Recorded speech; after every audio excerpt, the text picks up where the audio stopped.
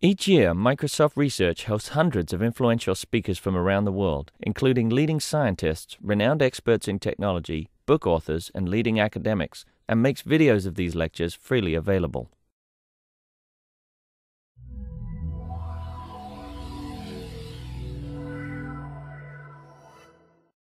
Started.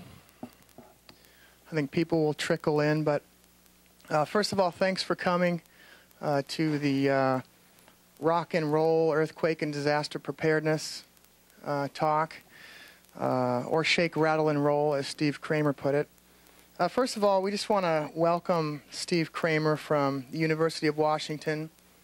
We're grateful that you came, so thank you for coming, as well as Pat Hammond. He is the city chaplain for the Redmond Fire and Police Departments. And Michael Anu from Global Net Productions. He's the one who produced and directed these videos, portion of these DVDs that you're going to see today. And he has quite a testimony to tell as well out of his own personal life. And then Keith Oratz, CEO of Prepare Smart, emergency supply company. Thank you for coming. More than anything, today we just want to put out there a kind of a wake-up call to the fact that earthquakes do happen, and we do sit on a major fault in this region. And so we don't want to put a doom and gloom and bring fear over everybody, but we do want to just say, hey, it's okay to be prepared, because just a little bit of preparation can go a really long ways. A part of this campaign comes from the Pass It On campaign, which originated with Pat Hammond, and then Mary from Grubb and Ellis.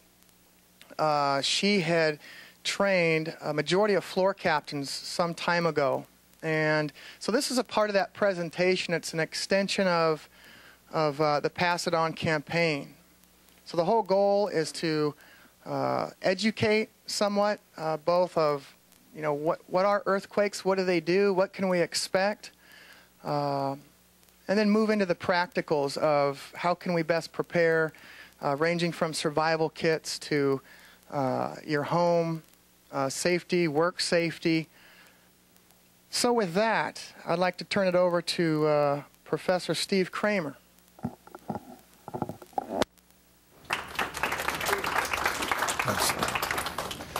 Thank you, Sean. I'm from the Department of Civil Engineering at the University of Washington, and I've been working for many years in earthquake engineering research. And what I'd like to do today is give you a little bit of an overview about the general causes of earthquakes, why they occur, how we characterize earthquakes, talk a bit about earthquake hazards here in the Pacific Northwest, and then talk about the effects of earthquakes on buildings, bridges, and elements of our infrastructure that we all depend on.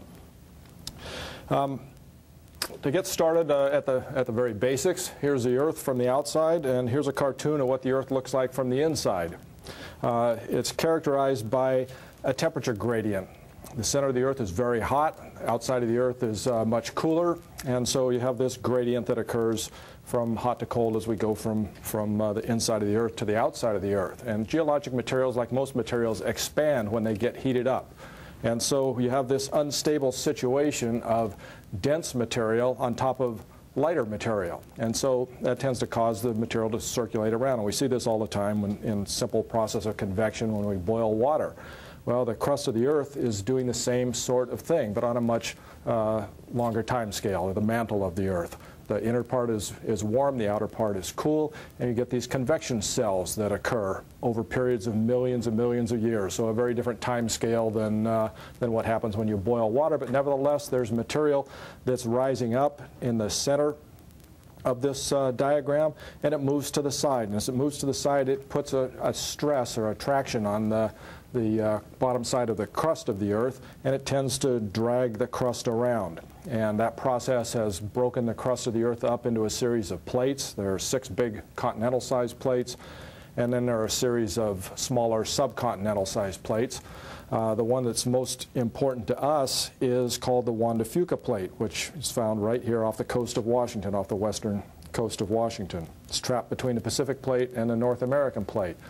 When we look at the locations of earthquakes, we find that they are very closely aligned with the boundaries between plates. So on this figure, you can see in yellow the boundaries between plates, and the red dots are the epicenters of earthquakes, the places on the ground surface right above where the earthquakes occur, where they initiate. And you can see that in almost all cases, they're lined up very closely with these plate boundaries. We know that the plates are moving, and we know that the Earth's surface looked a lot different years ago than it looks now. People have noticed for a long time the similarity between the western coast of Africa and the eastern coast of South America. If you line them up based on their continental shelves, the black and gray zones here show the zones of overlap and the gaps, and they're very small. There's other evidence in terms of fossils, plant and animals, evidence that shows that these plates were in a configuration that looked like this many years ago. And so here's a series of diagrams that show, with the top being the oldest, the origin of the Earth as one single crust, one single continent called Pangaea, to its current configuration. So this process has been occurring over a period of millions and millions of years, caused by these convection cells that are dragging the broken plates of the Earth around the surface. Where these plates are in contact with each other, stresses build up, strain builds up in the rock. That stores energy, and that energy can be released either slowly or suddenly. When it's released slowly, we don't notice it very much. When it's released suddenly, it's released in the form of earthquakes. And so the nature of the earthquakes depend on the nature of the movement of the plates with respect to each other. So there are several different types of plate boundaries. The divergent plate boundary, or a spreading ridge, occurs where the plates are moving apart, where this magma is coming up through the mantle of the Earth and then spreading apart. Spreading ridges are found mostly beneath the ocean. A couple places they're on land. Iceland is intersected by the mid-Atlantic ridge. There are 72 volcanoes, active volcanoes, on the small island of Iceland.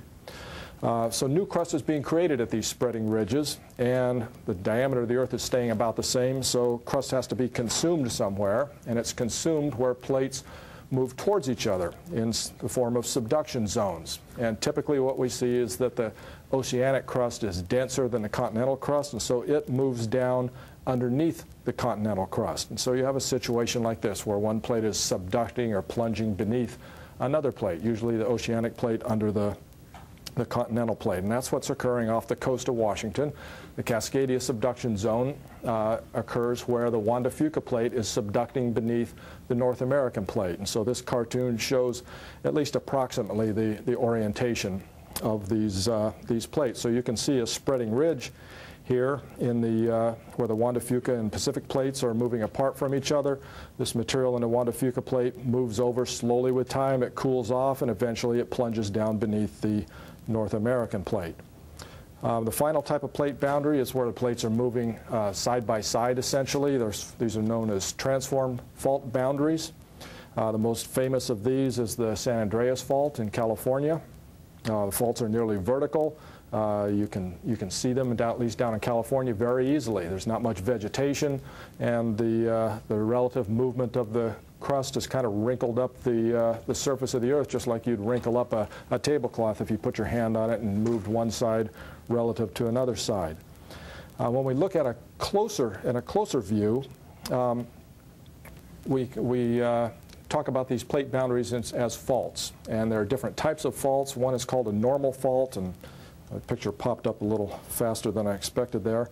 In a normal fault, one side of the fault is moving downward relative to the other side of the fault, and what's called the hanging wall moves down.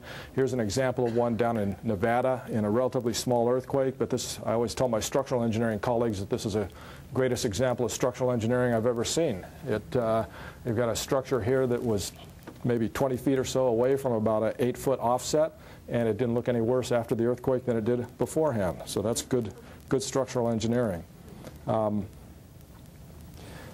Reverse faulting occurs on a similar type of geometry, except now the hanging wall, the upper side of the fault, moves upward relative to the lower side, or the foot wall. And here's an example. You might have remember, some of you, seeing this photograph after the Chi-Chi earthquake in Taiwan in 1999, where the fault ruptured across this junior high school running track. When we have lateral movement of the faults relative to each other, we call that strike-slip faulting. Again, the San Andreas fault is a good example. This fence used to run in a straight line before the 1906 San Francisco earthquake, and it was immediately offset there. Here's a kind of a slow creeping deformation on the California or the Calaveras fault down south of the San Francisco Bay Area, where it's just led to the gradual warping of this little wall. When we talk about the size of earthquakes, we usually use a magnitude scale. It's a logarithmic scale, which means that every unit change in magnitude represents a tenfold change in a certain measure of the amplitude of the shaking. If you look at it from an energy standpoint, it's a 31-fold difference in the amount of energy that's released for every unit change in magnitude. So if you go from a magnitude 6 to a magnitude 7, 31 times more energy. If you go up to an 8, you're talking about 900 and some times more energy. So the scale, when you plot it arithmetically, as in this plot for energy, you can see that it builds up very, very quickly. Things like the atomic bomb at Hiroshima, there we go, plot down here in the magnitude 6 scale or so. Average tornadoes down here in a 4.5. Hurricanes can release amounts of energy up in the 8 range or so, but they release that energy over a period of several days rather than a period of several minutes, as a magnitude 8 earthquake would do. So very different intensities of the amounts of energy. When the earthquake occurs, it's because the rock on either side of this plate boundary, either side of the fault, is breaking, it's rupturing. And as it ruptures, energy is released. A lot of the energy is released in the form of stress waves that travel away from the source of the earthquake, and they shake the ground and produce what we feel in terms of earthquakes. And we measure this ground shaking by means of seismographs. There's a network of seismographs all across the Pacific Northwest. Even not far from here, a lot of them are located in elementary schools, and so you can get online and see records, see what's going on in any particular area very easily. They measure ground motion in 3 different directions, 2 horizontal and 1 vertical. The traces look like squiggles. We spent a lot of time trying to figure out what these squiggles mean, and there's a lot of information in those squiggles. The horizontal motions are the ones that we're really concerned about. The vertical motions generally don't cause as much damage because we've already designed things for vertical forces, the forces of gravity. So our buildings, bridges, and that sort of thing, they have a vertical load supporting system built in with some margin of safety. But unless we take special means to provide it, they don't necessarily have a lot of resistance to horizontal forces. And so it's the horizontal accelerations produce horizontal forces, and that's what leads to a lot of the damage that we see to engineered structures. In the Puget Sound area, we know we're in a seismically active area. This figure shows the locations of earthquakes with an indication of size by the size of the symbol since 1872. We'd like to understand why these earthquakes occur, the mechanisms by which they occur. We want to know where they're going to occur, how often they're going to occur, and how strong they're going to be. We can't predict earthquakes, we can't predict the occurrence of earthquakes, but we can look at them statistically and get an idea of how often we expect to see a certain level of shaking occur or be exceeded. And so we need to have the answers to these questions in order to make those types of predictions. And so that leads us to study the seismicity of this area, and the seismicity is dominated by the Cascadia subduction zone. This is the zone that occurs off the coast here, where the Juan de Fuca plate is subducting beneath the North American plate. And so again, we have a kind of a cartoon 3-dimensional view of it shown here. The Juan de Fuca plate's being compressed in the east-west direction. The Pacific plate it's squeezed between the Pacific plate and the North American plate, so we're getting squeezed in that east-west direction as the Juan de Fuca plate goes beneath the North American plate. The North American plate, which we are standing on here, is compressed in the north-south direction. British Columbia is a block of the North American plate, and it's not moving. Down in California, the Sierra Nevada block is moving northward. The Oregon coast block is being pushed northward, and so since it's moving northward and British Columbia is staying put, the Puget Sound block, where we are, is trapped.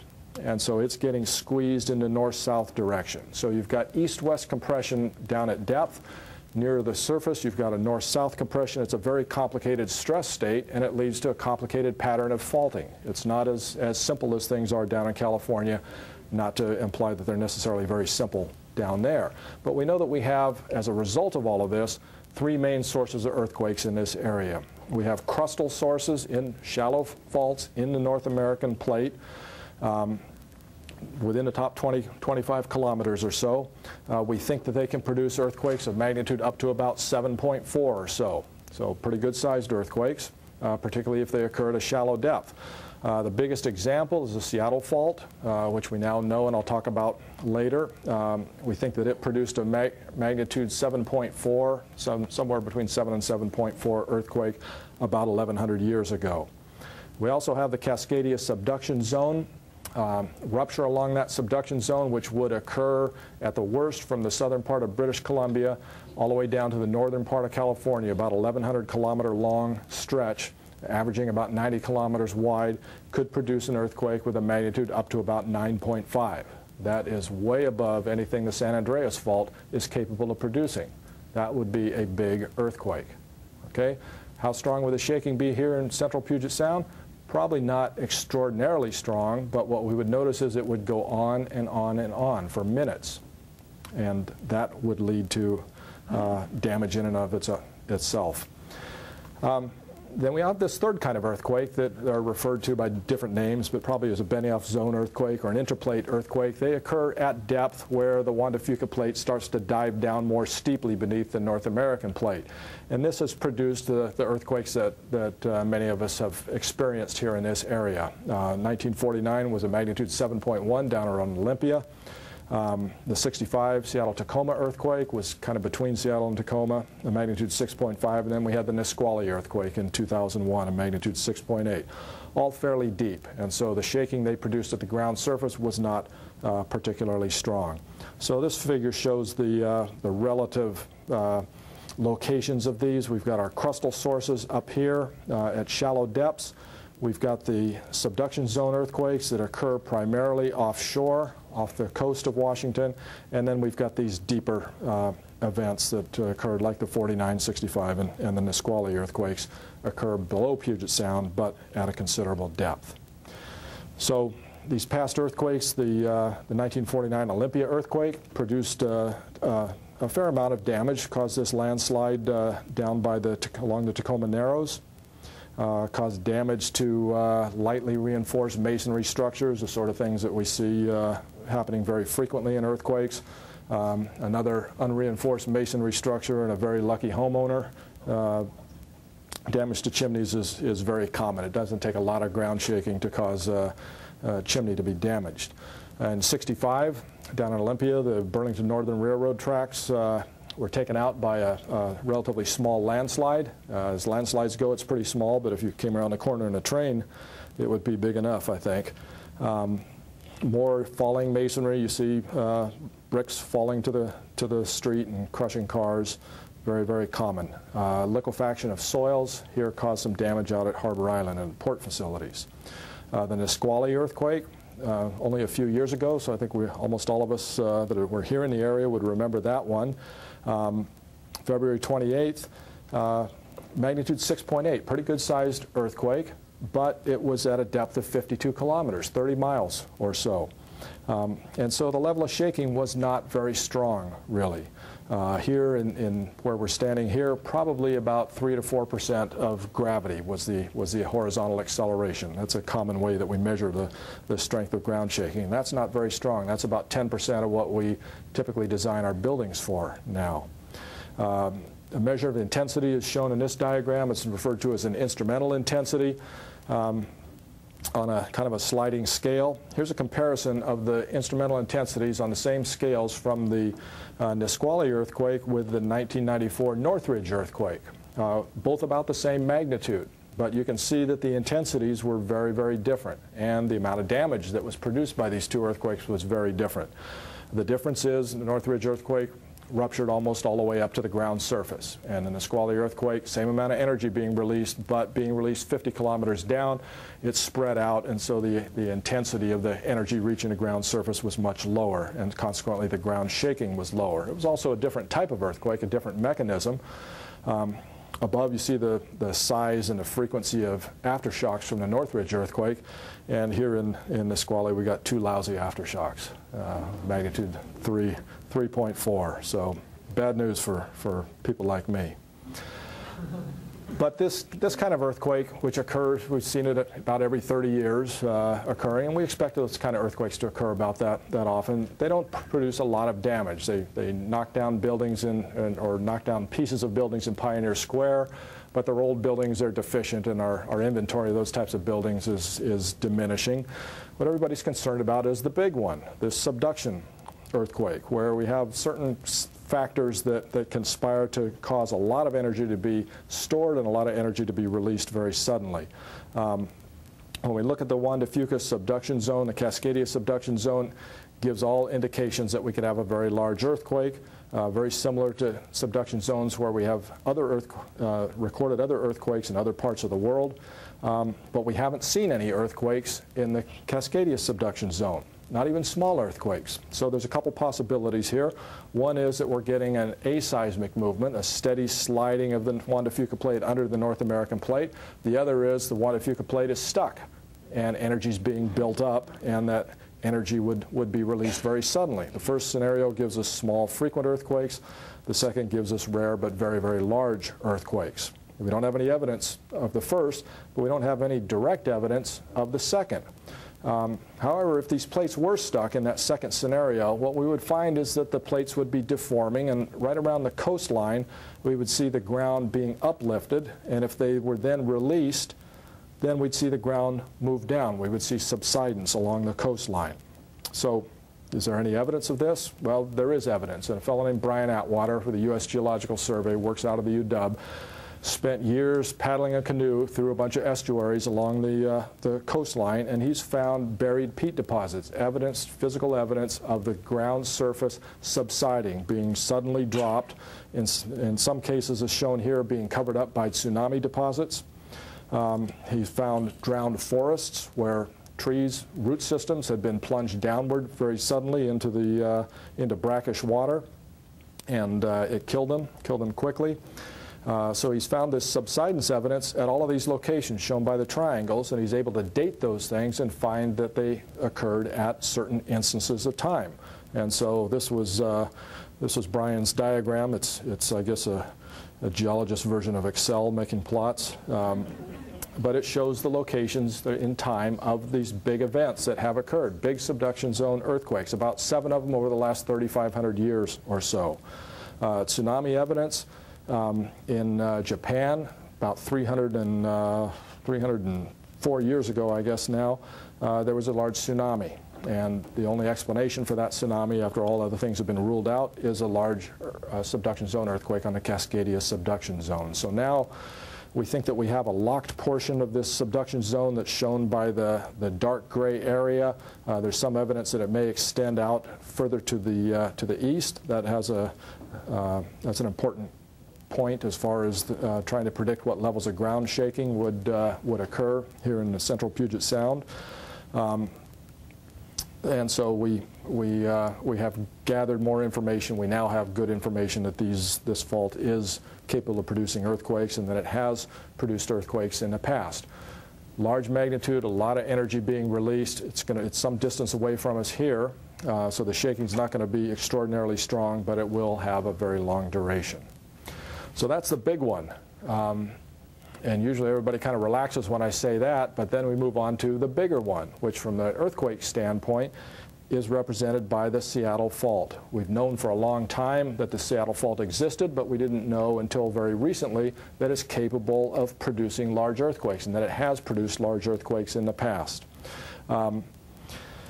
There's been evidence in the form of uplifted terraces out at Restoration Point. Old landslides have been found in Lake Washington. There are forests that are underwater in the south end of Lake Washington. There's been a whole bunch of evidence that has indicates very large earthquake had occurred about 1,100 years ago on the Seattle Fault. This has been supplemented by a relatively new technology known as LIDAR. It's an aerial survey, essentially, that allows us to go over the terrain and essentially see through the trees. We don't have the advantage that the Californians do because we have trees. We can't see the ground surface. We can't see how it's deformed. We also have many hundreds or thousands of feet of glacial sediments that were deposited by glaciations in the area that's most populated here. So evidence of large historic earthquakes is buried by these sediments. But LIDAR is a very useful tool. What it does is it sends down laser pulses and measures their reflections, and they get a bounce off the trees and they get another bounce off the ground surface, and they've developed the technology to filter out the bounce off the canopy of trees, and then they can see through the trees and see the ground surface. So here's a regular photograph, an aerial photograph of an area, and this is a LIDAR image of that area. And so you see right through the trees. You can see roads along here, little paths even. You can see evidence of instability of this coastal bluff here. The geologists come through and they can identify various types of deposits. Here's looking through over near Blakely Harbor, looking through the trees again, and you see this kind of prominent east-west trending scratch mark on the surface. That is a splay of the Seattle Fault. We didn't know that that was there before, and now with LIDAR we can see right through to it. So the geologists have gone out and trenched across this fault in a number of locations, and once they get in and dig their trenches, and they can expose the actual fault itself. So very, very useful. It's led to and they log the trenches and record everything that they see on the trench walls. Very, very useful technology. It's improved our understanding of what's going on around here tremendously.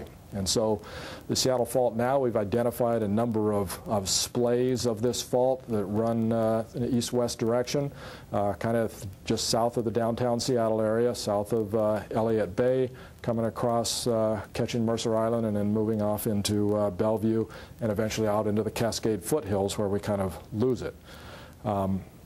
But here's the basic geometry, looking at a profile looking to the west.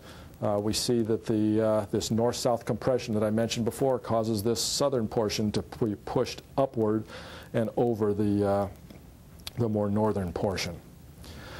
So what do earthquakes do? They obviously cause a lot of damage, and we're all concerned about them. Some of the damage is due to shaking. Some of the damage is due to other factors, such as fire. The 1906 San Francisco earthquake, coming up on the 100-year anniversary, most of the damage there was caused by a large fire. There were some other aspects of damage, falling objects, like Professor Agassiz at Stanford. I went to Berkeley, and it's big game week, so I like to show that photograph.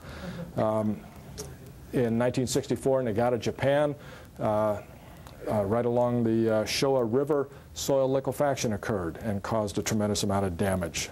Buildings that were supported on strong foundations, all of a sudden the soils liquefied and the buildings tipped over. Here the bridge, same sort of thing. The ground moved and the bridge just fell apart. 1964 Alaska earthquake, some big slides associated with liquefaction. Tsunami killed people down in California. Largest earthquake that's ever recorded, the Chile earthquake in 1960, magnitude 9.5. Not in a populated area, but caused a lot of damage, caused a large tsunami that struck Hilo, Hawaii, and caused a lot of damage and a lot of deaths, including the fellow that's standing there, the fisherman next to the arrow. The San Fernando earthquake in 1971. This is Lower San Fernando Dam, which suffered a landslide in its upstream shell. It came within about 3 feet of being overtopped. If it had been overtopped, it would have eroded very quickly. There were about 80,000 people whose lives would have been at grave risk if that had occurred. It would have been a tremendous catastrophe. Here's Olive View Hospital. We now have stronger standards for hospitals in our building codes because we want to make sure that they're standing and functional after earthquakes. Mexico City in 1985, some resonance of the soil deposits and the structures caused a pancaking of a number of buildings. Loma Prieta in 1989, this is the Cypress structure. I used to commute on this thing. It used to be filled with a double-deck structure, looked a lot like the Alaskan Way Viaduct before the earthquake. The earthquake happened to occur just as the first ball was being thrown out for the 1989 World Series between the Giants and the A's, the two local teams. Everybody was at home watching television. Only 42 people were killed, only. It would have been thousands of people in there. The Bay Bridge, a section of it collapsed. It's being replaced now at a cost of many billions of dollars. And again, a fire that grew because it was difficult to fight the fire because the water supply system was also damaged. Northridge earthquake in Southern California caused a lot of damage to transportation structures. Highways were closed, had a big impact on the local economy. Kobe in 1995, the Hanshin Expressway tipped over. The port of Kobe was virtually destroyed. They had 96 deep water berths before the earthquake occurred. I think it was the fourth largest port in the world. I think 90 of those were damaged by the earthquake. All the business went elsewhere, and it has not come back yet. Again, soil movement causing damage to structures as well. And a fire there that killed thousands of people. The Chichi earthquake in 1999, big earthquake, caused a lot of damage to structures. Here's a rupture of the fault itself, instant waterfall. You've got a nice tourist attraction all of a sudden there. Here's a landslide. That's me standing there in the foreground. This landslide originated up here. Basically half a mountain fell off. That's about 2 miles away. Came down, filled in a little valley, buried a village at the bottom of that valley, came up over the ridge, filled in another valley, blocked off a river. Down here in a corner you can just see the beginnings of a lake forming because the landslide dammed up the river. That's not the way we like to build landslides, so it doesn't work out very well. There are a number of engineering considerations for earthquakes. We get involved with looking at how the ground is shaking. Earthquake occurs, the waves travel to a site, and they're influenced very strongly by the local geologic conditions. So that has a big effect on site response, what kind of soil deposits you're sitting on. Some amplify motions, some de-amplify motions, some do both to different components of the motion. This was very prominent in Mexico City, where it was a large earthquake, but it was 200 miles away. Comparing the two buildings that are highlighted here at the university site and the communications building, one was on rock, one was on 30 meters of soft clay, and the level of ground shakings relative to each other looked like this. 0.03 G on rock and 5 times greater accelerations on gravity, so very strong. Landslides cause a lot of damage. Here's a village of Yungay in Peru. Before an earthquake occurred, it was a kind of a scenic little village in the foothills of the Andes. You can see in the background.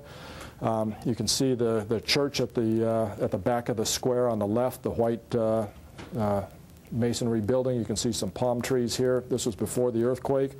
This is the same view, same palm trees after the earthquake. The palm trees didn't get shorter. A landslide that originated way up in the mountains came down and buried the village. This is what it looked like before. This is what it looked like after. You can see this little ridge right over here is this ridge right here.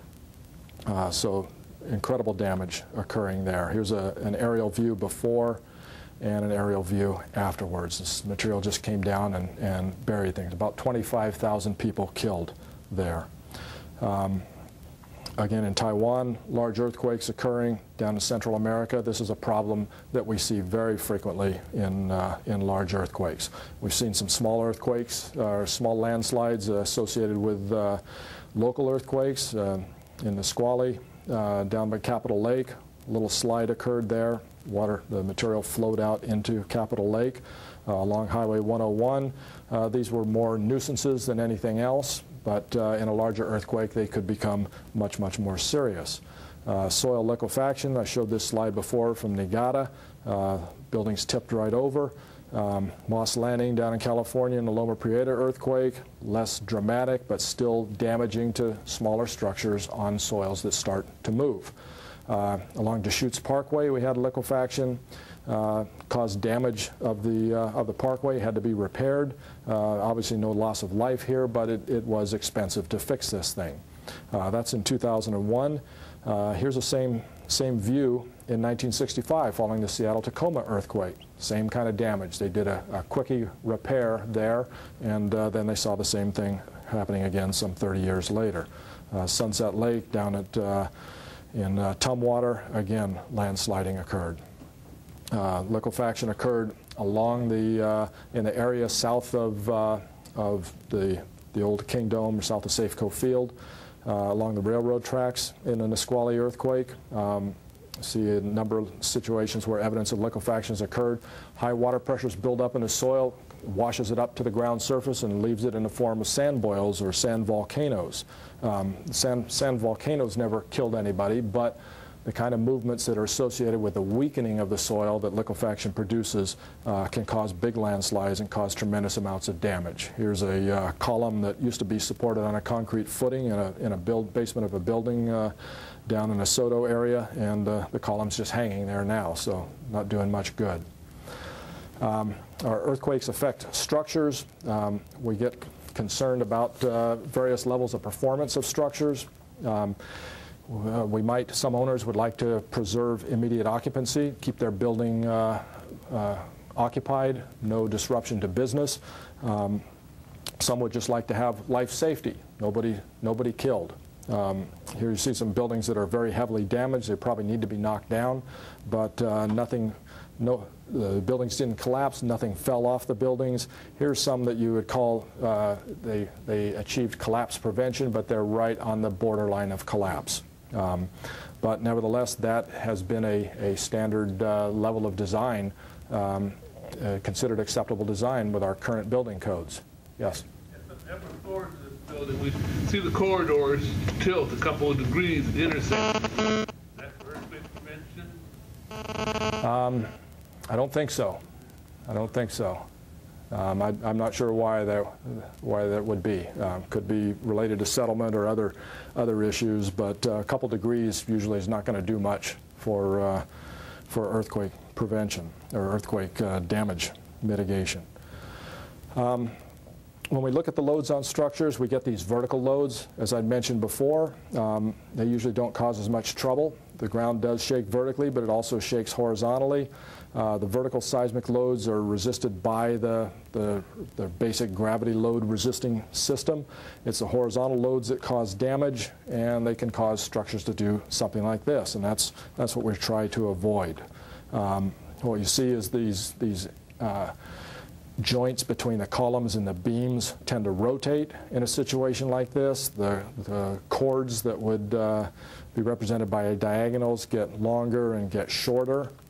And so when we try to restrain these types of movements and brace a structure, we try to either or both restrain this rotation at the joints or this tendency for lengthening and shortening. And so sometimes we build buildings as moment frames, strong connections between the beams and the columns that don't rotate. Sometimes we put in braced frames to resist this tendency for lengthening and shortening. So you see different systems being used. Sometimes we put in shear walls, which kind of tend to do both and attract a lot of the load, so they both resist rotation and this lengthening and shortening. What we can do depends on the kind of materials that we use. In older structures, we see a lot of masonry. It's very, very brittle if it's not properly reinforced, and it is very highly susceptible to damage. You see it a lot as a facing for newer structures, and you're not relying on it to support the structure then, so it's not as much of a problem. Timber is typically a very good material during earthquakes because it's ductile. It's able to absorb a lot of energy before it collapses, whereas in unreinforced masonry, it's like a piece of chalk. It just snaps when it goes. Concrete's brittle by itself, but we reinforce it with steel reinforcing bar, and it can become then a very different material, very ductile. Doesn't necessarily look great, but we can use different techniques such as pre-stressing, which I'll move through pretty quickly here, to make the material more ductile and give ourselves improved performance. Steel is usually pretty easy to work with. It's a lightweight material. At least the structures are light. They're relatively easy to connect. Masonry, again, very poor performance, and in a lot of the third world type countries, or even in older areas of modern cities where you have some older inventory of structures, Pioneer Square, for example, you see a lot of damage to unreinforced masonry, things just falling down, and people get killed when bricks start falling 3 or 4 floors. Timber, again, does very well. It's very ductile. It can deform a lot before collapsing. And if you live in a wood frame home, as most of us do, you're probably in pretty good shape as far as earthquakes occur, at least in terms of your structure collapsing. Soft first floors for a lot of apartment buildings have been a problem and led to a lot of damage. Reinforced concrete, we learned a lot from this Olive View Hospital, particularly when we recognize the loading that occurs, the rebar, and the need for this kind of horizontally oriented spiral steel that goes around the columns. That wasn't present here, or at least it wasn't present enough, and so these columns were very heavily damaged. You end up with the longitudinal rebar just buckling outward, and you essentially lose all the capacity in that column if the steel is not confined properly, and it leads to these kind of dramatic failures. So now we put a lot of steel in, and a lot of spiral reinforcement, this horizontally oriented reinforcement. Sometimes it kind of makes it hard to get the concrete in. But you do get a much more ductile behavior. Here these columns, these are made of concrete, and instead of snapping, they bent all the way over through a tremendous amount of deformation without completely collapsing. And that can make the difference between life and death. Steel damage, this is the SeaTac control tower in the Nisqually earthquake. Small, relatively low shaking, but still a lot of damage. We learned a lot recently about damage to welds in steel connections. So we have, as engineers, an increasing recognition of the occurrence of earthquakes. We have very much improved knowledge about how various types of systems, structures, buildings, bridges are going to respond to earthquakes. And we have, as anyone who reads a newspaper here knows, we have some challenges here in this area, such as the Alaskan Way Viaduct. I was involved with the study of this back in the 90s that pointed out the problems to with the viaduct and with the seawall. We wrote a series of reports that came out in 1995. It got a lot of attention for about 3 days or so, and then everybody forgot about it. And then we had the Nisqually earthquake, which was a small shake, but it knocked a few pieces of concrete off the viaduct. And I think if you took those pieces of concrete and swept them up, they weighed a lot less than the reports that we wrote on that structure, but they sure got a lot more attention. So we should have taken our reports and dropped them on somebody off the viaduct. Nevertheless, it's gratifying to finally see that it looks like some action is taking place with respect to the viaduct, and hopefully that will the financing will be put in place, and we'll get that taken care of. So thank you very much for your attention.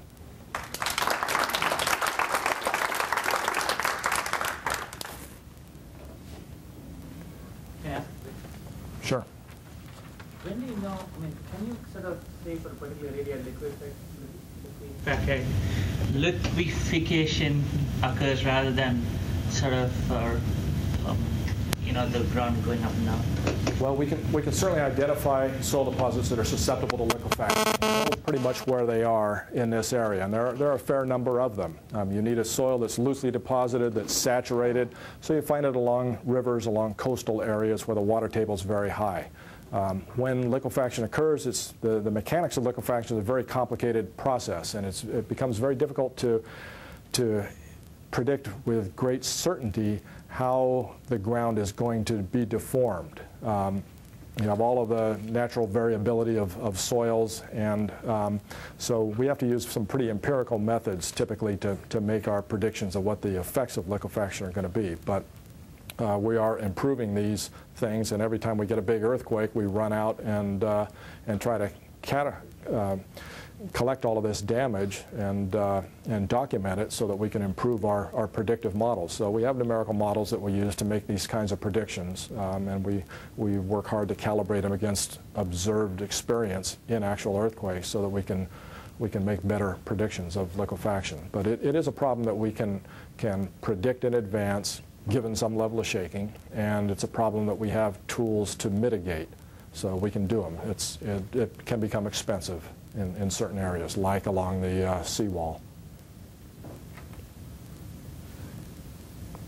Okay, thanks. That Cascadia doesn't include very, very large earthquakes, perhaps even giant earthquakes. There's an unholy trinity of earthquake sources here. So we have these deep Benioff zone earthquakes. In Seattle, we have a huge earthquake going on. It's my belief at that point that the tower would collapse and I would most likely perish. The tower is collapsing. I say again, the tower is falling apart. We have a very complex crustal earthquake problem. The Portland Hills Fault runs right through downtown Portland. The Seattle Fault runs right through downtown Seattle. We will have a lot of widespread destruction. We'll have pieces of the area that will unfortunately look like Kobe.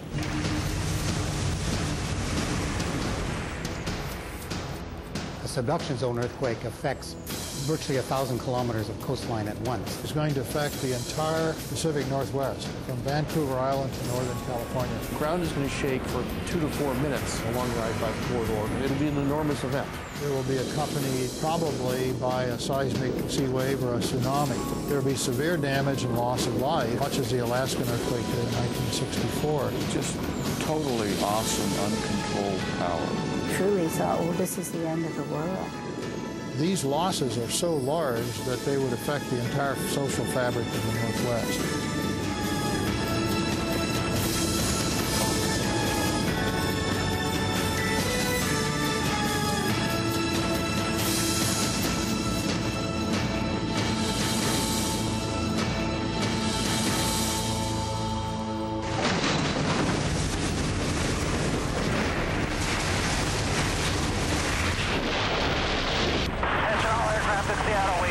Earthquake going on, the tower is collapsing.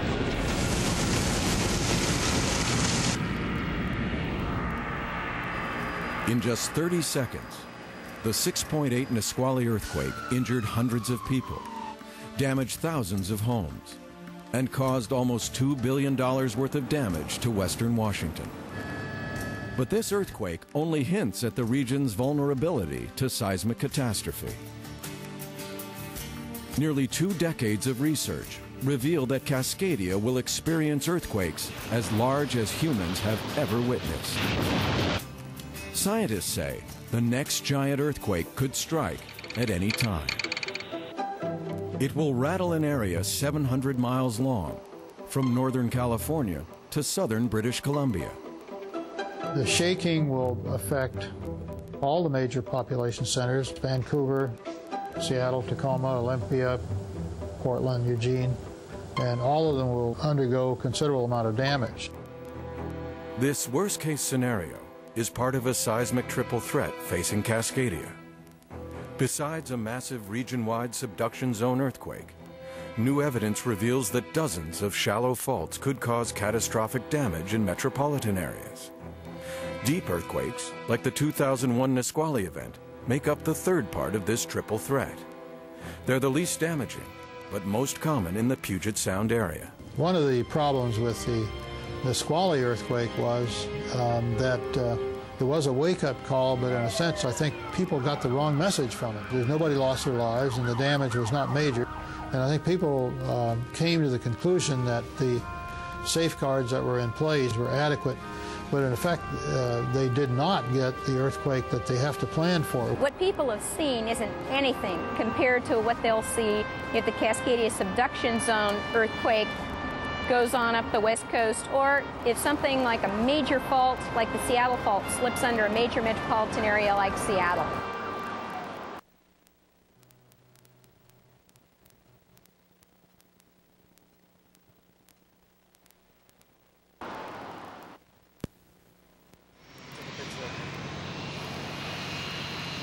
February 28th was a normal day. in the Seattle area for us. We had quite a few arrivals and departures and had been very busy. Land number 2, 177.2, visual for 16 right. 177. Air traffic controller Brian Schimpf was directing 3 planes when the control tower at SeaTac Airport began shaking violently.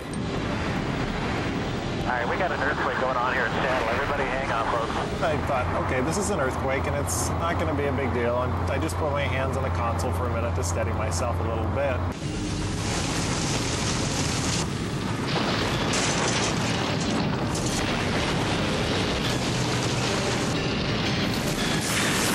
The glass panel started to break all around me. And I can see the ceiling over me twisting and moving and shaking. Okay, we got a huge earthquake here going on in Seattle. Everybody be careful out there, all right? Brian dove under his control console and continued directing traffic.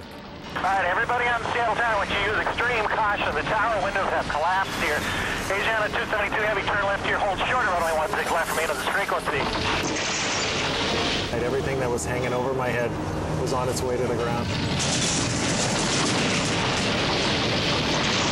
Attention all aircraft in Seattle, we have a huge earthquake going on. The tower is collapsing. I say again, the tower is falling apart. It was my belief at that point that the tower would collapse and I would most likely perish. Alaska 683, cross runway 16 left. Well, a state of emergency has been declared in Washington State as well as in King County. The air traffic control tower at SeaTac has been seriously damaged, but SeaTac is starting The Nisqually earthquake was the costliest disaster in Washington state history.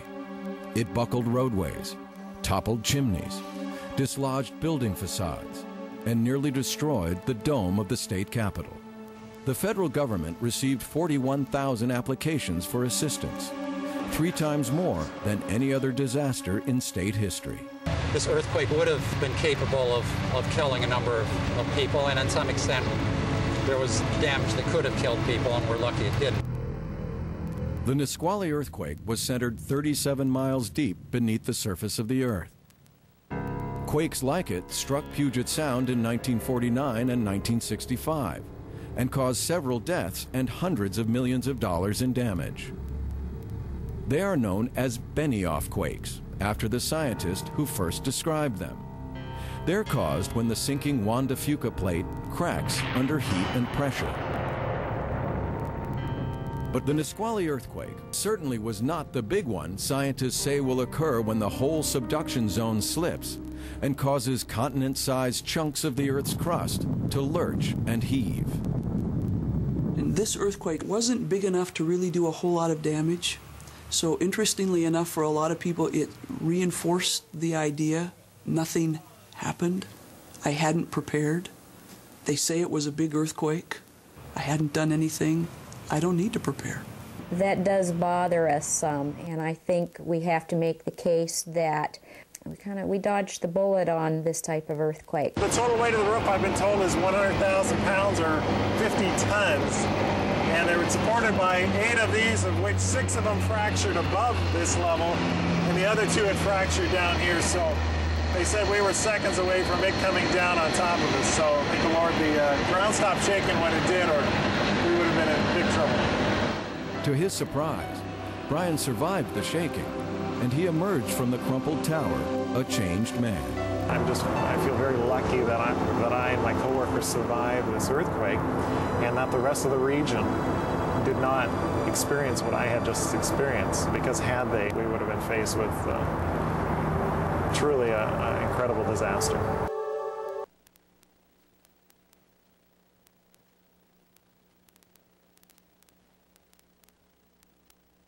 The first one goes back 25 years ago to an event that happened at Mount St. Helens. And I started my career as a TV news cameraman, and so I was used to going and covering disasters, mostly other people's disasters, you know, like emergencies. We hadn't experienced a lot of big earthquakes, or, you know, it's the first time in U.S. history that we had experienced a volcano in our backyard. So when Mount St. Helens started erupting, I found myself very drawn to be there. I wanted to be the cameraman to capture that thing when it blew. And I unfortunately missed the big eruption, but I went down there right away with my camera and started filming all the devastation around the volcano, and I was offered an opportunity of a lifetime to be one of the first camera teams to go in and to photograph the devastation immediately around Mount St. Helens. So against common sense, we went in there, the first camera crew to go in to see what really happened to Spirit Lake, to Harry Truman and his lodge, and all of that. Well, the plan was to go in there for 4 hours. Well, the whole plan went AWAC because the heavy magnetism in the ash literally caused our compasses to spin around in circles.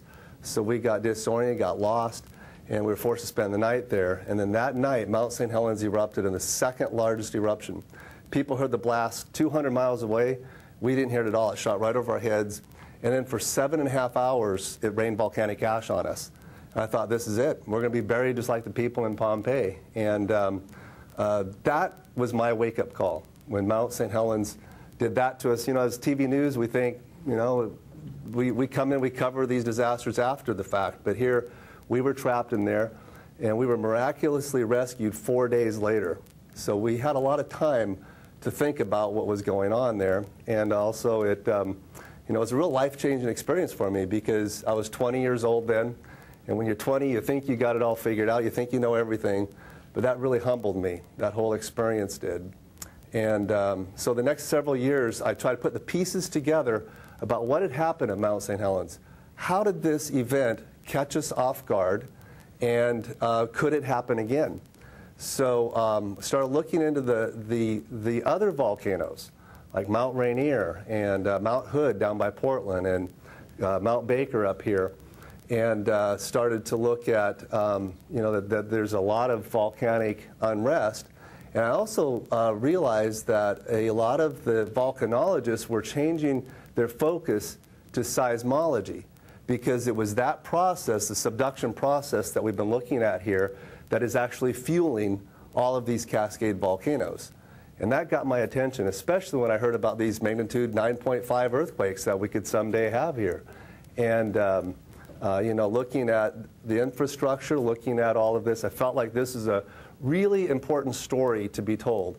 So we spent 6 years traveling with Brian Atwater in the mud and looking at all of the evidence up and down the coast. We've traveled up to Alaska, interviewed people about what that earthquake was like, because we hadn't had anything like that here. So we needed to go and find out what that experience is going to look like. So we went and we took really what happened in Anchorage and kind of overlaid that over what the potential scenario is going to look like here, because everybody was wondering, what is that going to look like when someday we experience a subduction zone earthquake or a crustal earthquake, And so we put this film together and we released it nationally on PBS in December. 2 weeks later, the Indian Ocean earthquake and tsunami hit, and everybody was asking the question, could this happen here? And we had just released this film, Cascadia, so it's been very well received on PBS. People are really concerned about this. We thought, well, we don't want to scare people. We want to do something about it. So we started researching, what does it take to be prepared? What does it take to prepare our families and our homes and our neighborhoods, our communities? And then, what does it take to really prepare to do something like this? And then we met Pat Hammond in producing that video, and then he and I have partnered in just trying to get the word out about the importance of disaster preparedness. I wish I would have known that before Mount St. Helens, but I don't want to get caught in another situation like that. So my family's prepared, and there's a good opportunity to introduce Pat. Thanks, Michael. Michael and Steve are kind of different ducks, don't you think?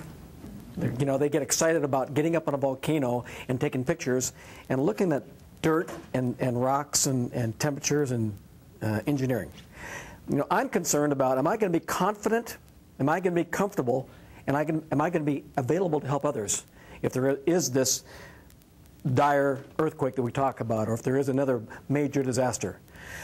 I've been a man working in the emergency service field since 1985. I'm a full-time police and fire chaplain for the city of Redmond. I volunteer my time, raise my own support, and started doing that in 1985. In 1999, Robert Schneider, who's the emergency manager there, came to me and said, hey, Pat, I'd like for you to do some public education. Y2K is coming and people are afraid. Would you talk about disasters and talk about the Y2K stuff? How many of you prepared for Y2K? Just a handful of you. How many of you were disappointed in the Y2K preparation time, okay? And you know, the Y2K preparation message kind of took the wind out of our sails in preparing for earthquakes, because we thought, wow, we did all this work and nothing happened. Why should I do all this work for earthquakes when nothing may happen? Well, something may happen and probably will happen. I've been involved with Michael now for about 2 years.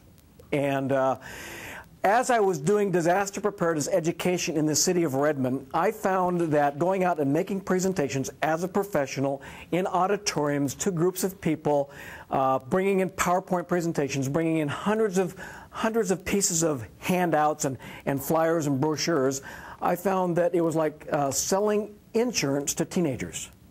You know, it's kind of like you know, they say, I've got to have car insurance, but I surely don't need life insurance, okay? So people were not motivated. They weren't flocking to come and see me talk about earthquake or disaster preparedness. And so I did it for about 5 years, and I said, there's got to be something easier. And finally, one man came to me and says, hey, is there a video or something I can do that I can just show some people? I said, you know, there's a perfect video I think we could do, and I know a producer who's got something going, and began working with Michael on a video entitled Personal Survival Kit. It's a 22-minute video that Michael produced that basically says disasters are going to happen, and all kinds of disasters are going to happen. And and you need to consider that, and are you ready? Let me ask you all a question right now. If there were an earthquake during a severe winter storm, would you be prepared to stand alone for 3 days in your vehicle 20 miles from home when you could not get home and have to live out of your vehicle for 3 days during an earthquake, after an earthquake and a severe winter storm? How many of you could do that? So that means 10% of you. So the other 90% of you are not convinced yet that earthquakes are a real risk here, because they are. The message is, if we would be prepared for an earthquake during a winter storm, we're probably prepared for 3 days. We're probably prepared for just about any and every disaster we could have up here in the Northwest. So here at Microsoft, we began a campaign which is called Everyone Prepared, Pass It On. Now, our vision is everyone prepared. Our vision is to see everyone here at Microsoft or in the city of Redmond or in the Northwest prepared to stand alone for 3 days after an earthquake during a severe winter storm, at home, at the workplace, or in their vehicle. That's our vision. So that's a pretty lofty vision. Well, I know a man who leads this company who had a vision. It was what, like a PC in every home or something like that, right? And that vision is coming to pass, isn't it? Okay? The way that stuff like that happens is by people passing it on to people. So we developed a campaign which says, everyone prepared. That's our vision statement. Pass it on is our strategy. How are we going to pass it on? We have been here at Microsoft training floor captains in 1-hour trainings. In 1 hour, we train floor captains as to, are you ready? Watch this video. Here's some steps you can take. Now go pass it on to others. And Mary has told me that by the time we finish our training next week, we'll have trained over 200 floor captains who are passing it on to their families, friends, neighbors, and over 1,000 coworkers as of right now have been trained by this method. People are influenced to change by people, not by ads on a television program or by buses with a poster on it or by bookmarkers in a library. People are influenced to change by people. So our goal here at Microsoft, from the city of Redmond's perspective, is to train as many of you as peer trainers, so that you will be motivated to say, you know what, I'm going to get ready for that earthquake that probably could happen here. And I'm not going to be so fascinated about taking pictures of it. And I don't care about studying the squiggly little lines. I want to be confident afterwards that my family is okay. I want to be comfortable. I want to have some food, some clothing, some water, so that I'm comfortable. And I want to be available to help other people. That's the kind of a person I am. So this campaign has done just that in a 1-hour training. We would like to have you watch about 12 minutes of the Pass It On personal survival kit video, so you can see the quality of the video that we're offering here at Microsoft.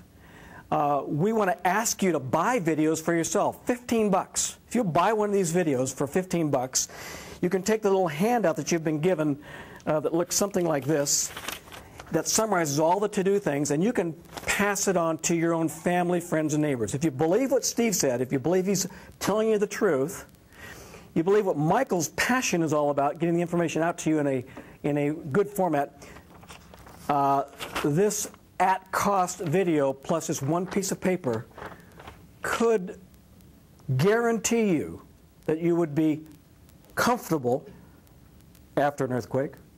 You'd be confident because you know your family's okay also, and that you've got the stuff you need for the next 2 or 3 days. Because do you know how many people live in the city of Redmond? 45,000 people. Do you know how many people are in the city of Redmond? Now, I'm only talking about Redmond. During the workday, because of you guys and others, about 80,000 people. Okay? So there's 80,000 people, 80 to 90,000 people in the city of Redmond right now. How many firefighters are on duty right now in the city of Redmond? Less than 20. How many police officers are on duty right now in the city of Redmond? About 6. So that's 26. We'll give you 30 if we add in the medics. So we've got 30 emergency service personnel in the city of Redmond. Are they going to be there to help you? They're not. And it's not because they don't want to. They're going to be overwhelmed. That's what a disaster is. It's overwhelming. And the message from the government, from the very top down to the local government, is you must be prepared to stand alone for at least 3 days. For at least 3 days after a major disaster, whether it be an earthquake, a terrorist event. You know, our Hurricane Katrina is the Seattle Fault earthquake. That's our Hurricane Katrina. And you think they had it bad, we're going to have it bad if that happens. So let's be ready for such a thing. Yes, sir? Yeah. Assuming the buildings are erected, we can get to the cafe.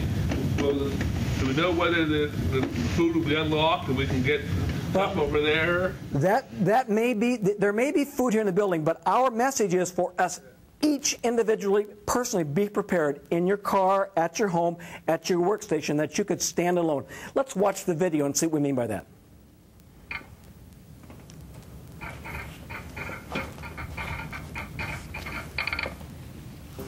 The Nisqually earthquake that shook Seattle caused hundreds of injuries and millions of dollars in damage.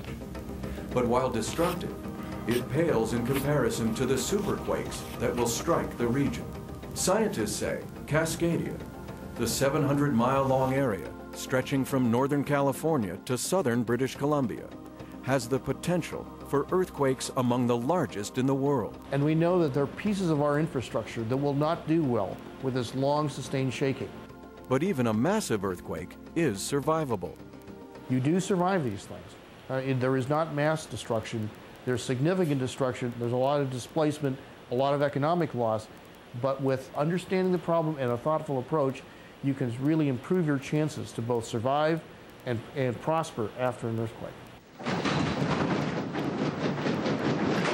While the Nisqually quake was not the big one we can expect in the future, for those who experienced the severe shaking, it was big enough. At first, it started shaking just a bit, and then I felt like a wave, and then it shook and kept on shaking. Like many others in Western Washington that day, State Patrolman and Olympia resident Dwayne Smith learned some valuable lessons from the Nisqually earthquake. Lessons that can be applied to other hazards. Well, it was a little frustrating because I like to be prepared and I wasn't. As a state trooper, he's used to dealing with emergencies, and he thought he was well prepared until the earthquake struck. Had I been more prepared, I would have felt a lot better about going through an earthquake, at least knowing my family's safe and the houses belong, everything inside would be safe. If you are prepared and you're caught in a disaster, you will be comfortable, you will be confident, and you will be available to help others. By comfortable, I mean you're probably going to live and probably won't even get hurt.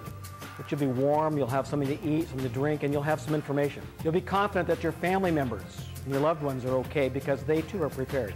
And finally, you'll be available to help others. There are three main areas in which you can prepare for events that could be disastrous. They include protecting and preparing yourself and your family, your home and belongings, and your neighborhood. First, consider how you can protect yourself. If you're not prepared to take care of yourself, then you will not be prepared to take care of anyone else who may be looking to you for help. Preparing for disaster needs to be simple. We talk about three things: make a kit, make a plan, and stay informed.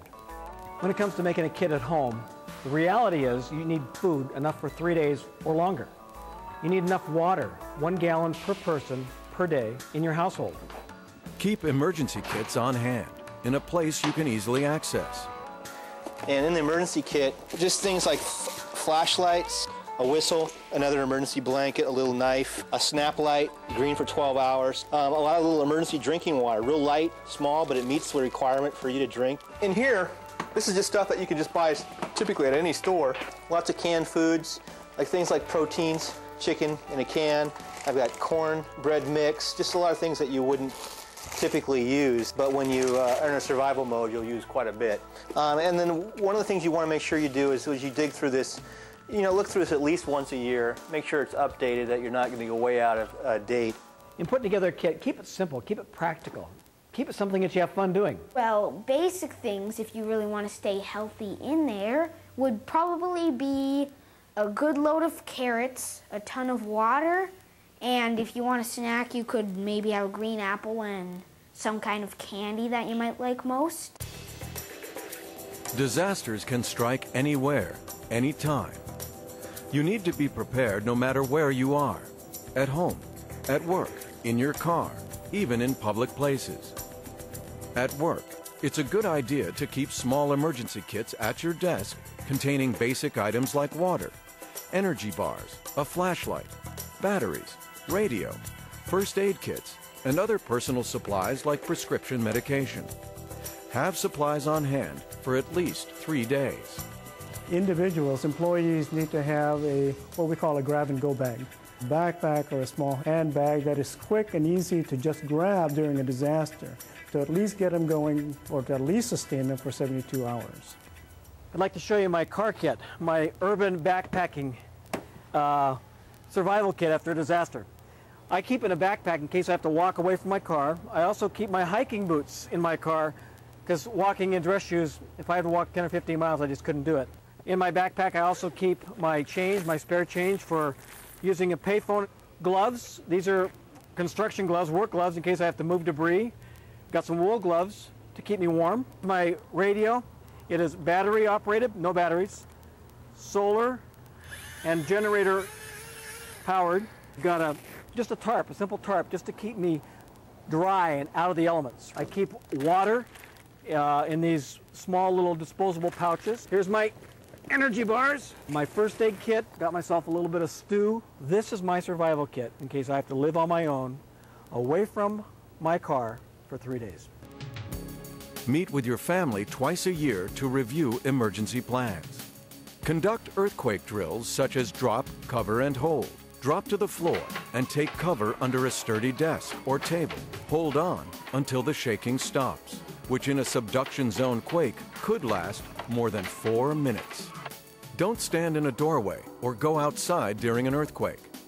The likelihood of something falling on you on your way out is much greater than actually being trapped inside a building. In this country, collapsing structures are not the concern, it's falling and flying objects. If you're on your feet trying to get out of the building, you're going to be one of the high points in the environment. Stuff that's coming down is going to hit you. Earthquake! Drop, cover, and hold! During the Nisqually earthquake, children often knew what to do better than adults because they practiced drills regularly in school. We go under and cover our heads with one hand and with the other grab on to the legs of the desk. If you're in the living room, get down on the floor beside the sofa or chairs. In the bedroom, roll out of bed and onto the floor. I would get under my bed because it's hard to break. It has a real solid level of stuff. If you don't have a table or a desk that you can get under, there's still in virtually every room is something that you can get on the floor beside under or beside needs to be a thing that people recognize will afford them that essential safety. Tay Thomas, who survived the 1964 Alaskan earthquake, noted what kinds of things survived the shaking. The things that were either under or next to the heavy furniture survived. So today, when we have an earthquake, I look for the nearest couch or bed to lie down next to, because I think that's probably the safest place you can be.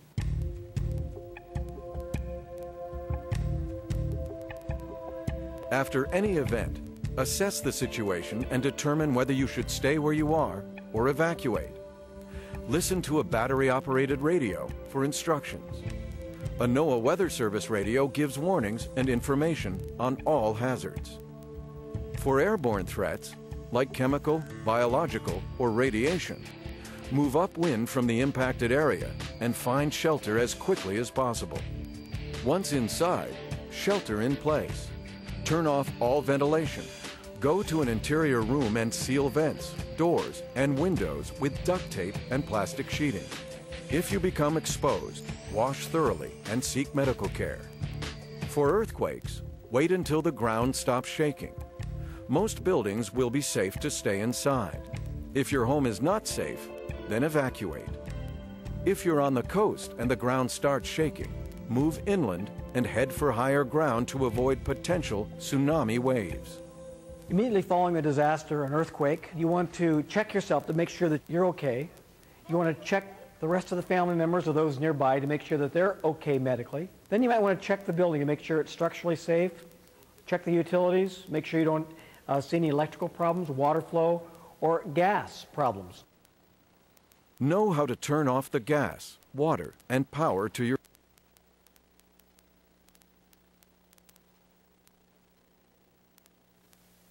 What do you think about the quality? Does it keep your attention?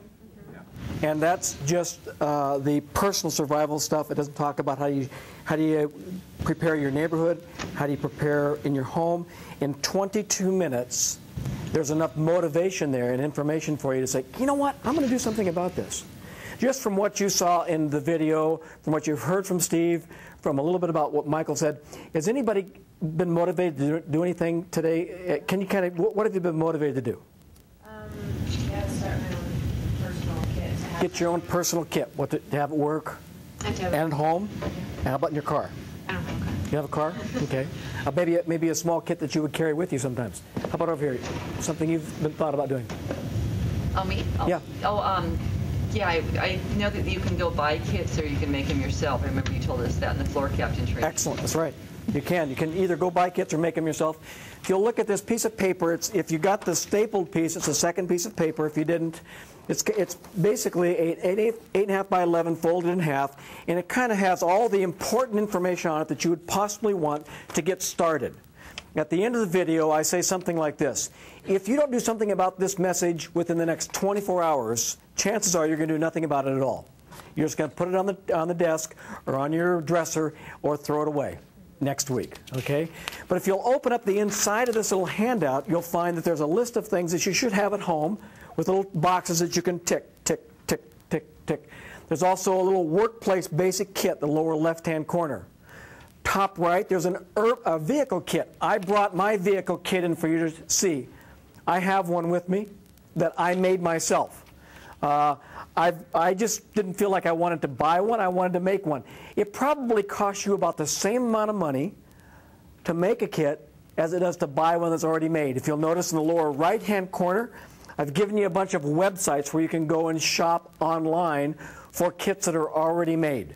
Okay? And what I want to ask right now, we brought one of the vendors in today. His name is Keith Oratz. I want to ask him to come up and talk a little bit about some of the kits that he brings in, that he brings to you. He's with PrepareSmart over here on the right. As a matter of fact, he's the vendor for Microsoft that brings in all of your floor captain kits. And he brought a few things. So if you want to put a kit together and have it in your car and not worry about doing it at home on your own, here it is. McDonald's of disaster survival kits, the McDonald's, okay? Drive-through, the 99-cent version. Go ahead. Thanks. Thanks, Pat. We like to think of ourselves as a little higher line than that. Maybe like Starbucks or Denny's or something. Drive-through Starbucks, okay. Oh, thank you for having me. My name is Keith Oratz. I run PrepareSmart. We do safety and preparedness products. We're based in Redmond. We're a local company. We build our kits for the Northwest, things that you'll find in our kits that may not be in some you might see from California or other parts of the country. We have things like hand warmers. We have N95 masks because we have an active volcano. We have sanitation devices that most of the vendors don't include. So when you look at kits, we recommend think about how you live. Think about how your family lives, how you live yourself, and what type of things you would want to survive. And Pat's made a very good argument that you need to have a 3-day supply, and that's a minimum what you need. He will tell you some days, so he has a longer presentation, of 10 days supplies or more that you have at home. And many people have 10 or 15 days of supplies. But for yourself and your vehicle and on your office kit, 3 days is really the minimum. As you can look across the sides here, this is an example. This is a 3-day kit. It's a 3-day supply of food and water based on Red Cross standards. Now, Red Cross will recommend that you have a gallon of water per person per day. Nobody can carry that. A gallon of water weighs 9 pounds. So this is an example of what's in these kits. As Pat showed you, small water packs. We allocate 3 per person per day. That's minimal, but it will keep you alive. The food bars you should look for. Excuse me. Food bars, this is the most it's not all that exciting looking, but it's to keep you alive. These food bars are compressed food. There are a number of manufacturers of them, but when you see these, what you want to look for is the ingredients. If you have any allergies, look for one that doesn't have anything you're allergic to. The ones we sell, as do some other vendors, basically is made of flour, sugar, water, flavoring, and some oil. That's it. It's made for lifeboats. The Coast Guard set a standard a few years ago to want to get into the merchant ships. So they said, well, if we put a expiration date on the emergency food, that's the way we can get in the ships to check their safety supplies. So this food was adapted for emergency kits. So this here is a 3-day supply for one person. It's 2,400 calories by Red Cross standards. It's a 3-day supply. So that's how we can squeeze in a 3-day supply into a kit like this, food and water and so forth. And then there are larger kits that you can go with, family kits. Those are individuals, family kits. This is what it looks like. This is a portable toilet and a supply kit for 1 to 4 people. It has a device called the WAG bag. So instead of using a plastic bag and doing your dirty work in the plastic bag and throwing it away, which you legally cannot do, you cannot take a plastic bag of human waste and put it in the trash can. It's illegal to do that. A bag such as this, and this would be great for those of you who are campers and kayakers. This has a powder in the bottom that will absorb the waste and turn it into solid waste so you can legally throw it away. We include that with our kits. It's a yuck. Well, it's better to do that than the alternative. And then you also, Pat showed you a little bit about some of his kit. The kits that we're doing now, the larger ones, are including a radio flashlight siren. If your car is off on the side of the road, you won't be able to find you. Your kit should always include a whistle, because you can blow whistle a lot longer than you can yell. Do you have any change? Not in the bucket, no, but in my pocket, yeah, a little bit, not that much. Let me see how much change you got in your pocket. No, I have my keys. You're right. No change? Any change? Cheater. I knew you were going to ask me this. Do you have any change? I want to see if Keith has this in his. Pardon me? Okay. Pennies don't work. One other thing you want to keep in your emergency kit is a change. And this is for telephones, okay? Pennies don't work, so I always give the pennies back. And this is for payphones, because if we have a disaster, cell phones aren't going to work. Business lines and home lines probably aren't going to work. Payphones may work, and so I would keep $10 or $15. This is growing, but $12.50 now, thank you. Of change in your kit. They do not come in Keith's kit, I promise you, but keep them in your kit and in your car, okay? Anything else that you have as creative that you could beat that with? Yeah, another item that you didn't get a chance to mention.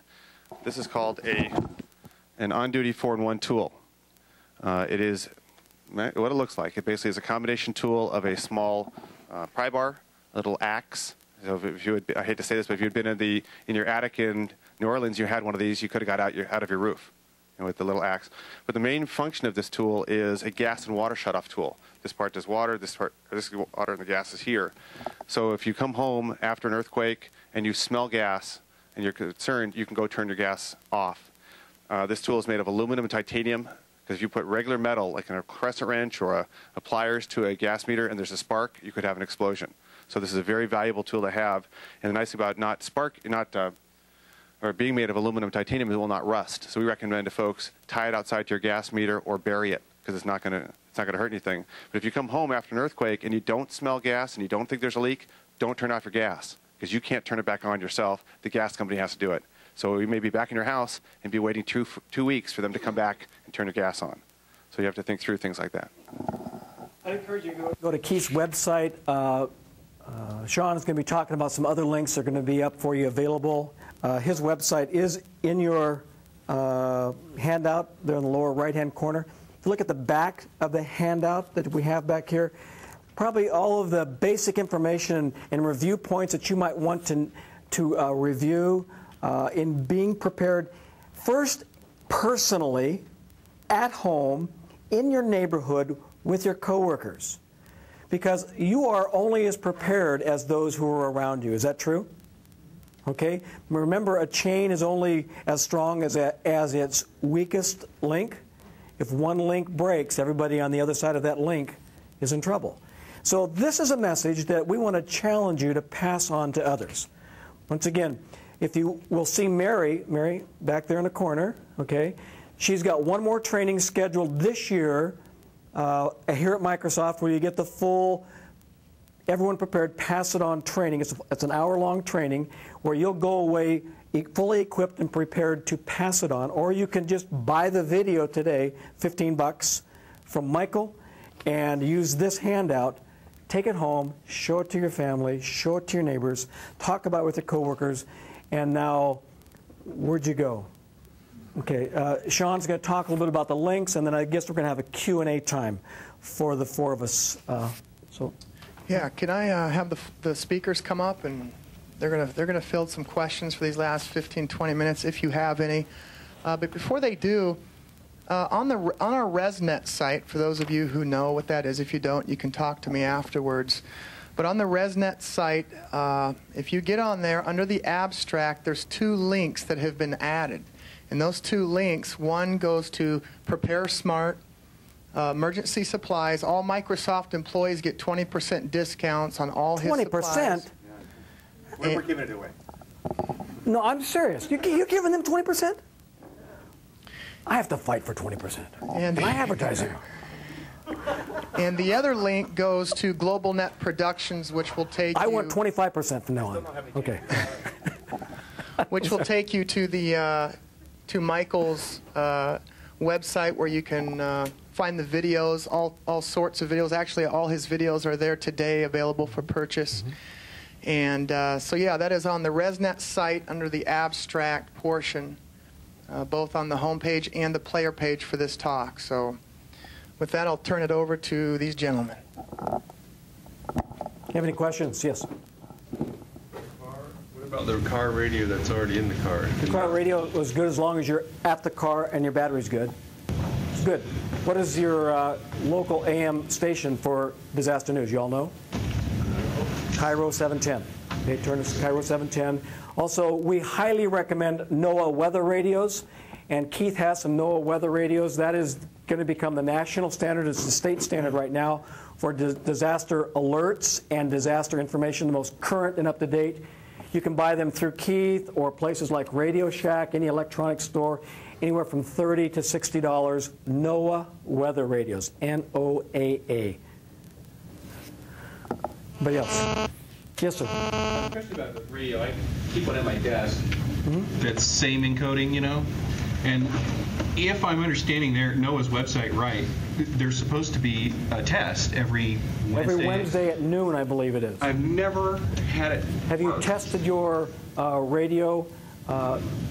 There should be a test button on your radio. No? I don't think so. Read Oregon Scientific ones, but maybe I can come up and figure. Yeah. I mean, it receives the normal NOAA continuous broadcast, right? But it never goes off at the noon at 11. Mine hasn't either in the last couple of weeks. I don't know if it's something like that. Well, no, this has been going on for like a couple of years. Yeah, I really don't know what to say about that. Okay. Yeah. I know mine goes off at the wrong times when I'm doing presentations sometimes, because I'll usually have mine there. What does it do when it goes off? and you got to find out where you put it. And you got to push the right button so it'll stop, and then you're okay. And it'll tell you what's going on. You can tell I'm really impractical with this question. Just don't know. I know my apartment doesn't have gas, but it has electricity. Am I supposed to turn off the electricity and water, or does the apartment? Only turn off the electricity if there's an electrical problem. Okay? If you turn electricity off, you can't turn it back on without having power company come back, as long as you know that the electrical problem is not a problem. The water is kind of goes two ways. You might want to comment on this, Steve, also. But the water, some people say turn the water off right away so that you don't get a backwash of bad water into your water heater. Okay, that's a good idea. But remember, your water heater is probably a good source of drinking water if all of a sudden we do lose our water supply and or our water supply is polluted. Any other comments about that, Steve? I think that's good advice. A water heater will hold a lot of water, and it should be okay. So it's a good thing to check. Yes, sir.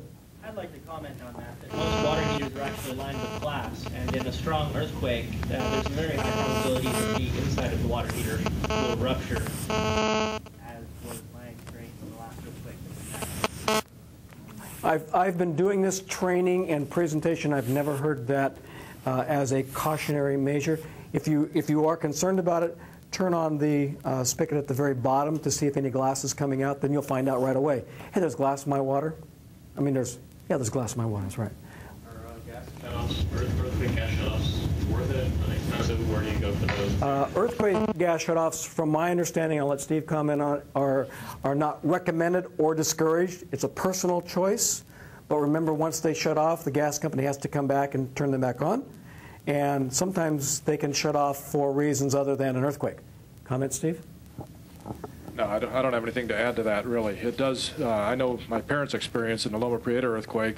They ran out and shut off the gas, and they were left in a pretty cold house for over a week before it got turned back on. They really didn't need to do it, but they erred on the side of caution, but they had a chilly week. There's usually a question I'll ask. What's the first, second, third, fourth, fifth thing you do when it comes to a disaster? The first thing people say is always, get in a doorway. Okay, that's wrong, right? What are we supposed to do first thing in an earthquake? What are you supposed to do first thing? Drop, cover, and hold. So in this room, I'd get under the tables or the chairs. Okay? The second thing you're to do, people say, is turn off the gas. No, you don't turn off the gas. The fourth thing you're to do is check the building to see if it's safe. And if there is a gas leak, you hear it, smell it, or suspect it, then you turn off the gas. But if you don't turn it off, if you turn the gas off automatically, you may not have gas for a week or 6 weeks. Loma Prieta or Northridge earthquake, people didn't have gas for 6 weeks because on the radio they told everyone, turn your gas off, turn your gas off. And people were without gas for 6 weeks because the power company had to come turn it back on. Just on the drop, cover, yes, ma'am. Hold thing, I actually recently read something about, and they were sort of alluding to it in the video here, that you're better off getting beside stuff as opposed to underneath it. It's a very good question. There is a very frequently distributed over the internet triangle of life teaching about what to do in an earthquake. And what they basically say is, the person who wrote the article says, I've traveled the world over, and he probably has, seen earthquakes everywhere, and the best thing to do is to get out of the building if you can. If you can't get out of the building, get next to something.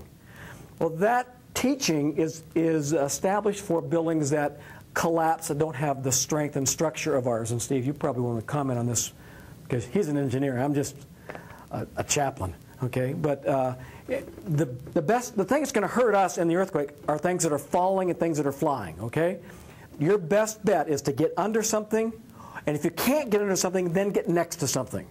That is your best bet, and to travel as few feet as possible. Comments? No, that's good advice. You're so good. Buildings like the buildings you're in here, relatively modern buildings built according to modern building codes, the potential for collapse of the structure itself is very, very low. Now, things are going to fall down. If you get hit by one of these pieces of fiberglass up here, it's not going to kill you.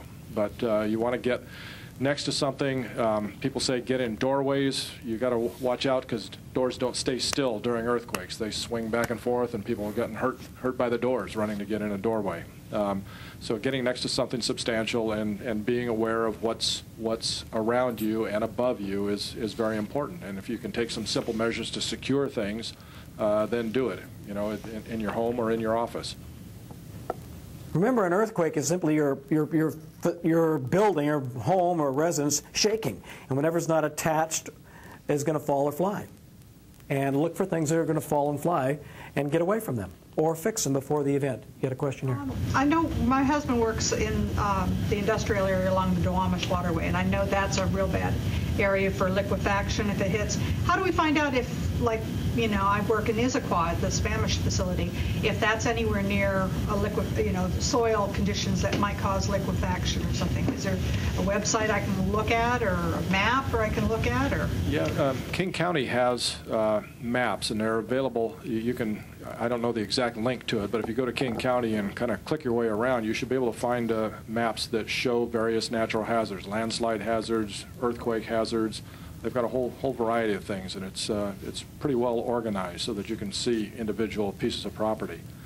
You can often tell just kind of by your elevation, or your elevation above the nearest body of water. So if you're right next to Lake Sammamish, then there's a small possibility you could be in a liquefiable area. If you're down along the Duwamish, then yeah, you are. You know, if you're in a flat area, you know, you have to go on the other side of I-5 or up into West Seattle to be out of the liquefiable soils there. There was recently a very good article published in the Seattle Weekly about the Lahar dangers from Mount Rainier.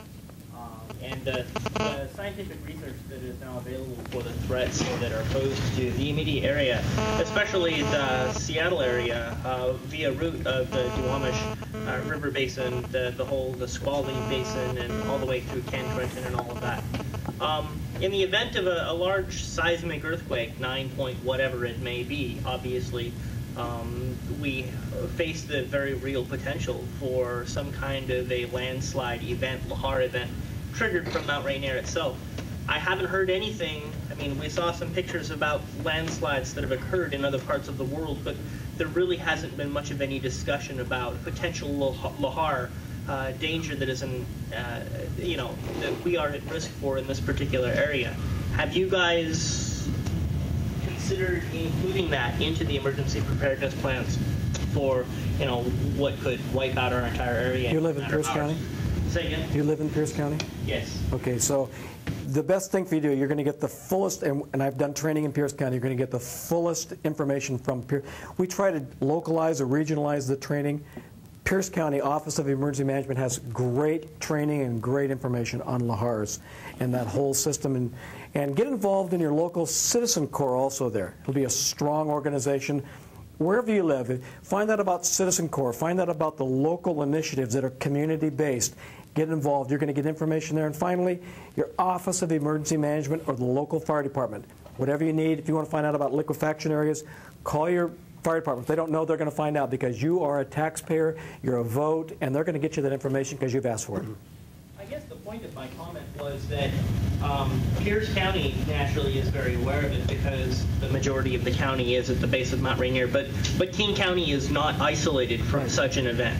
And I've not heard much of any warning or precautionary statements announced to the King County area, you know, by route of downtown Seattle and whatnot. And I would actually like to see more of that. They've actually done county-wide exercises for Mount Rainier. Because they recognize it's more than just one county. You've got Thurston County and Pierce County and King County involved in that. I actually sat in on one of their scenarios where the USGS gave them a minor eruption, but it melted those ancient glaciers and caused these massive mud flows to come down. So in their scenario, they started evacuating Ording and all these other communities downriver. And USGS came out and said, congratulations, you just buried 30,000 people by evacuating them. So it's an issue that they're really trying to address. They're trying to figure out how are they going to evacuate people in the case of a Lahar. And I think that, you know, history shows too that in major subduction zone earthquakes, it can even trigger or, you know, upset these volcanic systems too. And quite often these volcanoes do come back to life after a subduction zone earthquake. Good. Other questions? I was going to point out that what you're looking for at the King County site is that they have a, I think it's the hazard mitigation plan or something, and it's like a 200 or 300 page PDF, but it's got all the maps in it for every possible thing you can think of. So you can go through all the different things and kind of overlap them and figure out exactly what you're in for. And then a comment about volcanic mud flow, speaking as a geologist in a former life before I became a technical writer, if you're in the way of any of the outflows from Mount Rainier, it's particularly important to be prepared, like he's talking about, because you don't have to have an earthquake or any volcanic activity for that to happen. You've got a zillion tons of glaciers sitting on top of the rottenest, weakest clay from all that hot volcanic water circulating. At any time, it can just go, flow down there, and you're not going to get any warning, or at most just a very, very few minutes. So now's the time to get your act together. This is a fun, happy group, huh? Let's all go to Starbucks and coffee, get fired up again. You didn't say too much about retrofitting houses for earthquake protection. Is it that sort of use a last chance, or with several kids cheaper than retrofitting houses?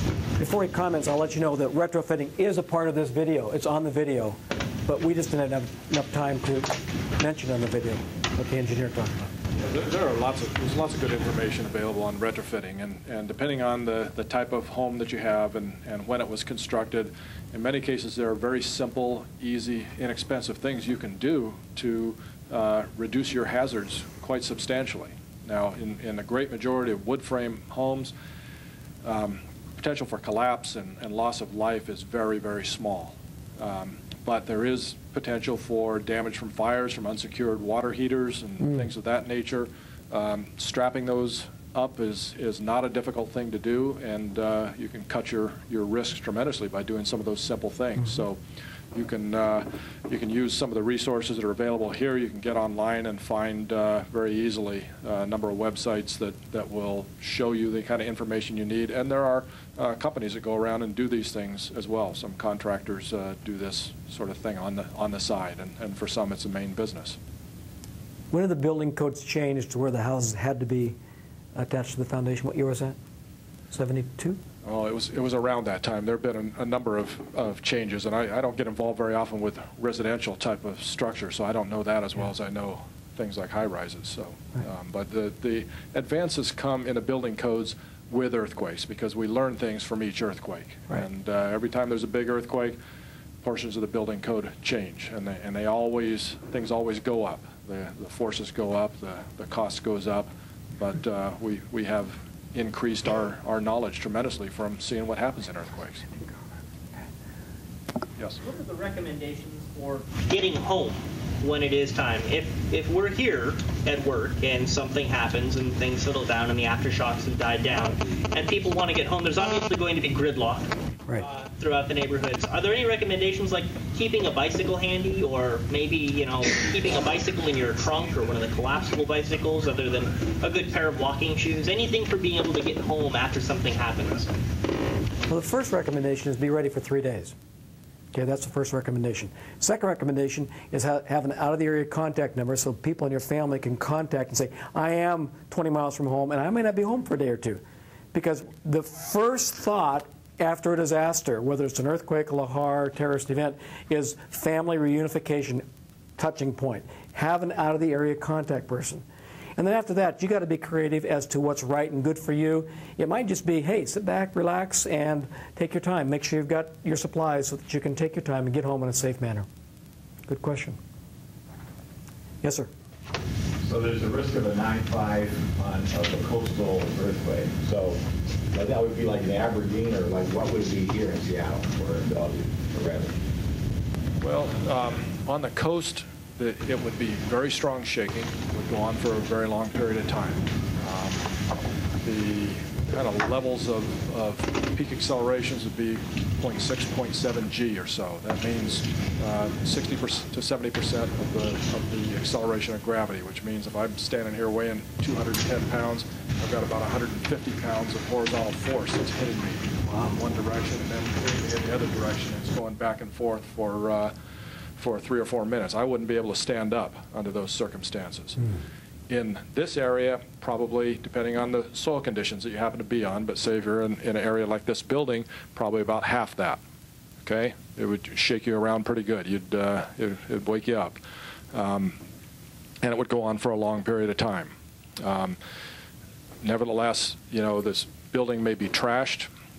Things, falling, the false work on the ceilings falling, that sort of thing, but it's unlikely that it would collapse.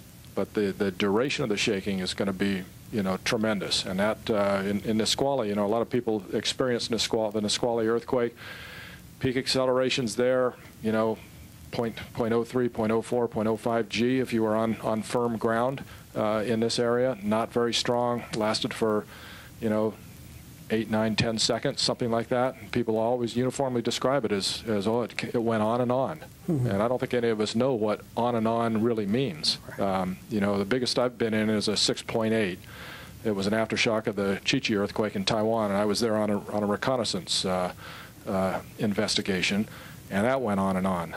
In my mind, at least, the fact that I was inside a partially collapsed building when it started. I don't think I've run quite that fast in many years, but these big subduction zone earthquakes are they're just going to keep going.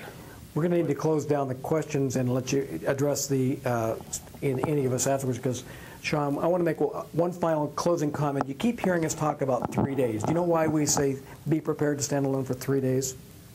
Because it's going to take at least 3 days for help to rally for Red Cross, Salvation Army, and others from other parts of the nation or state to get to us.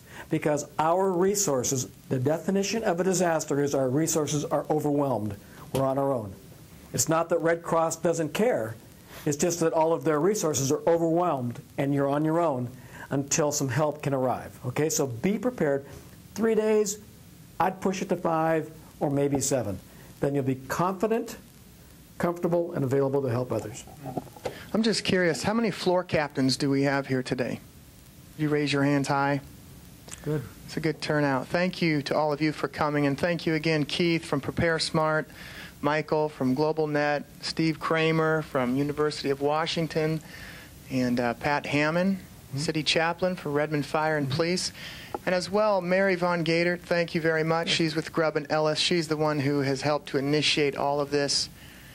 And please don't take off out of here right away. We're going to end the streaming portion of it right away.